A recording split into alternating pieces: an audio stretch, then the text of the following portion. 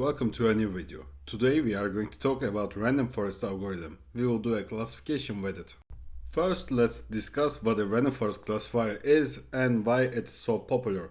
It's basically an ensemble learning method that takes multiple decision trees and merges them to produce a more accurate and stable prediction. It can be used for both classification and regression tasks. One of the most appealing features is its resistance to overfitting. Alright, let's get started. First, let's set up our environment. We are going to do the imports here. Let's import numpy as np, pandas. We will import train test split.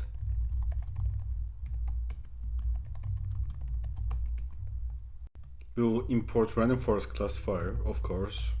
Ensemble, import random forest classifier. We will import accuracy score and confusion matrix. From matrix, import accuracy score and confusion matrix. We are going to create a simple dataset for classification. Let's say we are trying to predict whether an email is spam or not based on certain features like the number of words, the number of special characters, etc. I'm just going to create a random dataset here. I took this dataset creation code from ChatGPT. And now we have created a synthetic dataset with 1,000 samples. Each sample has features like words count, special characters count, and is upper. The label indicates whether the email is spam, which is 1, or not, which is 0. Before we train our model, we need to split our data into training and testing sets so we can evaluate its performance.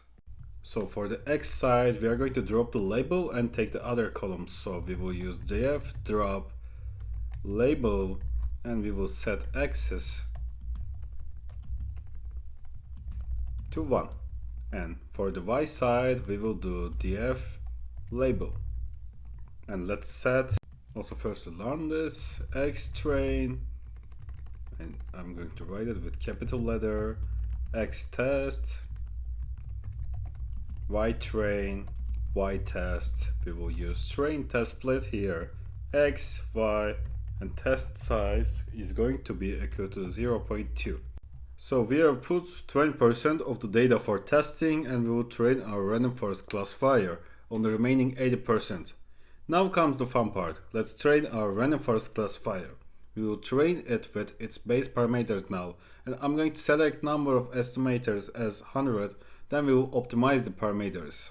So let's say random forest classifier, we will use the class, and we are going to say number of estimators is going to be equal to the 100, and we will say random forest classifier that fit. We are going to take x train and y train here, and we are going to fit our model. We have initialized our random forest classifier with 100 trees. This number of estimators here is the number of trees. Then we trained the model using the fit method. Time to see how well our model is performing. So firstly, we are going to take the predictions. We are going to make our model to predict x test, and then we are going to take the accuracy as accuracy score, y test, and y predictions, and let's print the accuracy here. It's 50%, so we just don't care about this number since it's a synthetic dataset.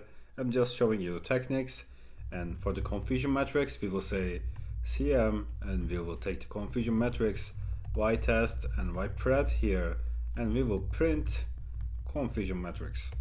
So the parts of this matrix is true positive, true negative, false positive, false negative. I'm going to record a video on classification matrix, so let's talk about that. Here we calculated the accuracy and the confusion matrix. Accuracy tells us how often the classifier is correct. The confusion matrix provides a more detailed breakdown of the performance. Let's do hyperparameter tuning and optimize its parameters. We are going to start this by importing the grid search. We will say from Scikit-learn.model selection, we will import grid search cross-validation. Here it is. Before we dive into the code, let's talk about grid search. Grid search systematically works through multiple combinations of parameter tunes, cross-validating as it goes to determine which tune gives the best performance. The beauty is that it can work through many combinations in only a couple of lines of code. Let's set up grid search to optimize our random forest classifier. So I will say parameter grid, and we are going to set our parameters for the model. Actually, it changes for all the models. We will write number of estimators, maximum depth, and minimum sample split here for random forest, and I'm going to record videos for the other models, so you are going to see the other parameters also in my other videos. So for the number of estimators side, let's say number of estimators, and we are going to give the parameters in dictionary format. Let's say 25, 50, 100, 200, and 400 here, and let's say max depth we will take 5, 10, 20, 30, and let's say 50, and in the minimum samples split side, let's take 2, 5, and 10 here. Here are our parameters. So now we are going to set the grid search here. We will say grid search cross-validation estimator is going to be equal to the random forest classifier, and then we will say parameter grid is going to be equal to the parameters, and we will say, let's just say 3 for the cross-validation. The bigger this number, the more iteration on your data. So I'm just going to set this as 3, and then I'm going to fit this into our data, X train and Y train. Here it is. Actually, we need to add fit here, so it's going to work. Here it is. Now we are training our model. I'm just going to cut and come back again when it's trained. Here it is. In this example, we are tuning 3 parameters: number of estimators, max depth, and minimum sample split. You can always extend this list according to your needs. Let's see what grid search has found to be the best parameter for our model. We will say best parameters and grid search dot best parameters. And let's just print this like print. Let's use an F string here, best parameters. It's going to be, let's take this here. In our case, the best parameters are 50 for max depth, 10 for minimum sample split, and 50 for number of estimators. Let's evaluate the best model. We will say best model, and we will say grid search dot best estimator, and we will create predictions with this best model here. We will say dot predict, and we will use X test. Then we are going to calculate the accuracy here, accuracy score, Y test, and we will take the Y pred, and we are going to print this accuracy score now. Accuracy of best model, and let's say accuracy here. So you can see that we have a little increase in the accuracy score, but since it's synthetic data, it's not important. We don't care about the number, but the important part is the performance increased with the better parameters.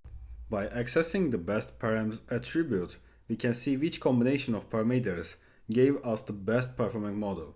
We then evaluate this model on our test set to see its accuracy.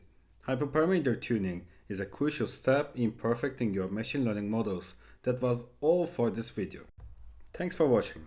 I'm creating data science and programming content in my YouTube channel. You can subscribe for more. Have a great day.